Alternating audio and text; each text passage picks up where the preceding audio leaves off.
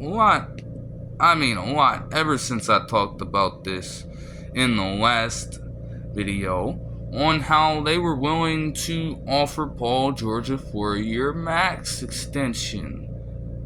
There's a lot of fuck shit going on with the Warriors right now. So with the 52nd overall pick, let's talk about it. Before the draft even begins, we hear from Woj in the morning yesterday that the Warriors traded the 52nd overall pick to the Thunder for none other than Lindy Waters, who was in the G League this season. That Lindy Waters III, a player that probably serves no use for our team and would probably just sit within the G League system for the Warriors, just like he did with the Thunder. I didn't understand it. I was very much on the side of opinion that this was the dumbest move that Michael Dunleavy Jr. ever made, and he's only been with the Warriors in this role for a season. And I was grilling him for it because I'm like, yo, huh? And everybody else was fairly confused for a while as well. Then when it came time for the draft, the Thunder get the 52nd overall pick and drafted Quentin Post, a center from Boston College. He stands at 7 foot tall. He's a Dutch center who dominated from games that I saw of Boston College playing against teams like Duke and North Carolina. Absolute dog. And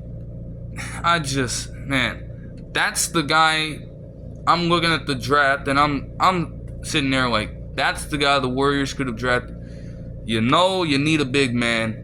You trade away the pick before you even give it a chance, and the Thunder just shaft us and get a center who could complement Chet Holmgren in a way.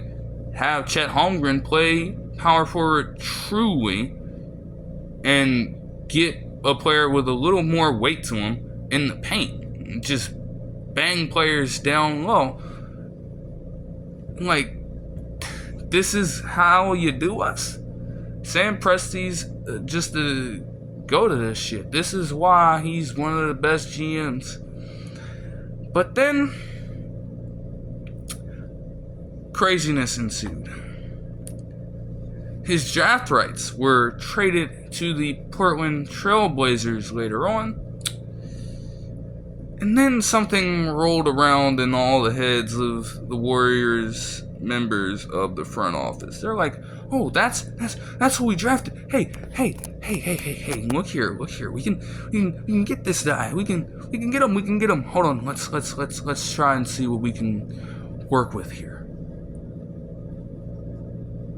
Golden State offered up some bread, some cash.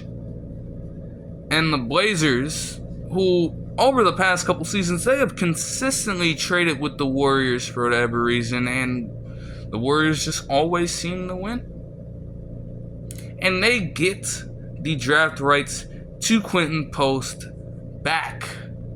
So now the Warriors are possessing a true big man for the first time in what feels like more than a decade, since they had Andrew Bogut and Festus Ezeli. Even Damian Jones to an extent, but he wasn't really that good.